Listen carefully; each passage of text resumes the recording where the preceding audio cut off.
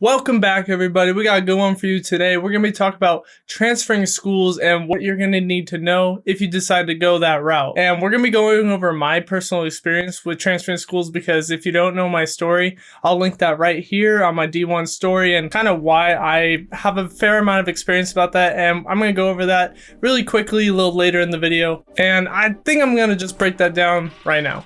Cue intro.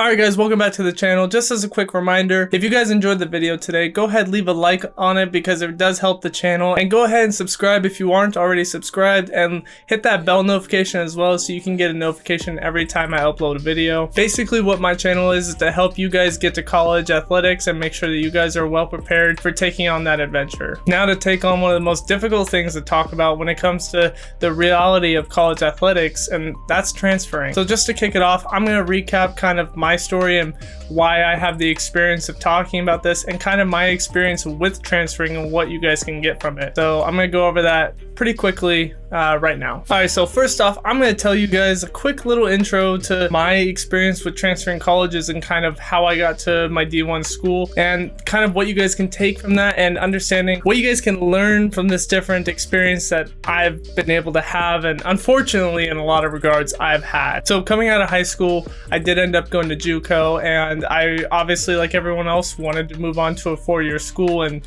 transfer there. So after 2 years at JUCO, I did end up getting some offers to a couple D2s across the country, and I did end up taking a D2 offer from a school called Virginia Union University. I went there after a term. I did hurt my knee. I decided I wasn't very happy where I was at. It was a lot of different things, so I decided to come home, and I didn't really have a plan. I just came home and I wanted to keep training and find a place to play football. But what I didn't really think of is how hard it would be to get into a school with a bum knee, and no one really wanted to take a player that had 2 years left and still had to rehab his knee. So because of that, I did end up going to Oregon State for 2 terms, and I really enjoyed it. I found a lot of good friends there.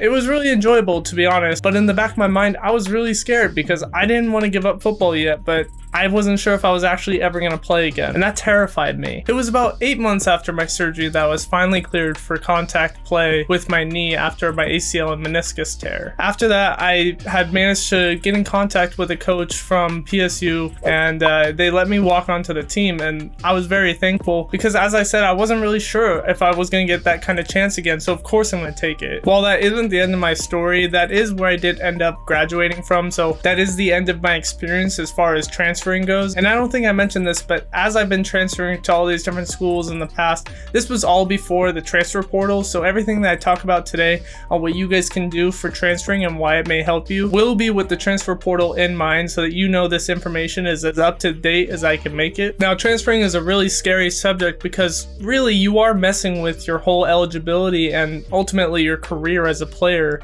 when it comes to college athletics. So understanding everything you can with transferring could make or break your decision making and really impact your career throughout your time in college. So one of the first and easiest things that I think I'll say about transferring is do your research about the schools that you might be interested in even before you put your name in the transfer portal. I mentioned something like this in my video on 3 tips to how to get recruited, which I'll link right here as well, so you can check that out as well, because a lot of this information kind of overlaps in some ways, but you want to be doing your research on these different schools and seeing what kind of depth they have at your position and making sure that you have a plan to hit these schools up, or understanding what kind of situation you'd be stepping into if you were to transfer to that school. Because one of the worst things in the world that could happen is if you enter the transfer portal and you don't actually end up getting anything that you either want or were expecting in the least. Because while you may not be at the best situation at your current school, you may be able to step into an even worse position if you were to go to a different school that you absolutely did not like as well. So I just encourage you to do as much research as possible and make sure that you don't just go with the biggest school that you know of, or maybe the school that has the flashiest gear. Go with the school that works best for you. I think people have probably said this before, but I'll just reiterate it. There's certain schools that just work better for different players, even if they're not the atypical type to go to based on maybe the different types of schools that you have available. Does that make sense? I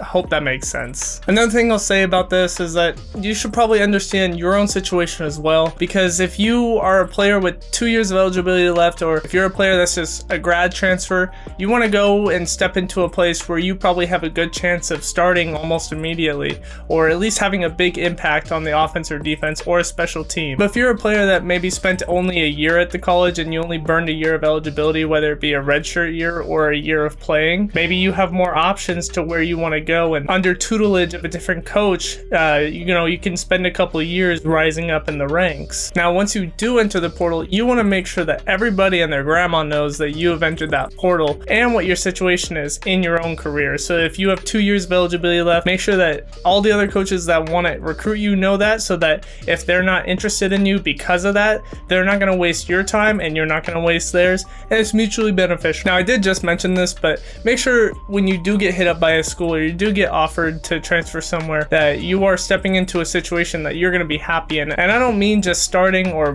playing on the field or anything. Make sure that you're happy with the city, with your living situation. Make sure that you're stepping into a mentally healthy environment for you to thrive and for you to really get better as a person and a player. Because if you're mentally healthy, it'll really encourage you to grow even more as a player as well. Because if you end up transferring somewhere where you're not very happy and you're kind of just hating life there because they threw money at you and you decide to go, then the move was almost for nothing. The last thing I'll say about this is that not every situation is going to be perfect. If a coach is telling you that you're going to walk into a starting position and that you have playing time almost guaranteed, you should know that it is almost guaranteed as well that he's telling 2 to 3 other players at your exact position this same thing to get them recruited to the same school. It's not particularly a secret, and it is a very good way to get players to different schools and to convince them to come to your school. It's just kind of what coaches do some of the times.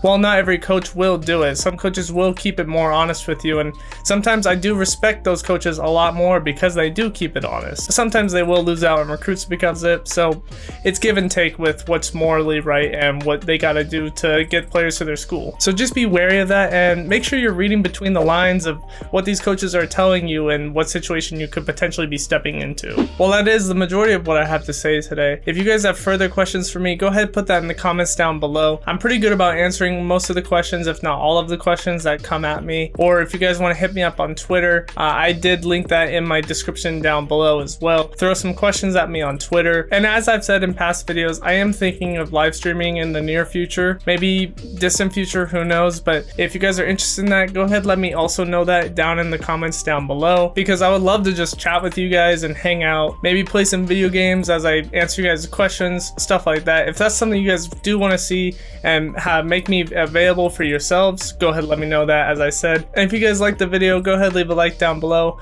And if you want to see more from me, go ahead, hit subscribe and hit that bell notification so that you can get a notification every time I upload a video. And there is one more thing that I'd like for you guys to leave down in the comments down below, and that's an idea for any other types of series you guys would want to see. Obviously, I'm doing my series on different drills that you can do for different positions, but if you guys want to see any other types of series, maybe more specialized types of drills or specialized types of ways to train for different parts of each different position, I don't know.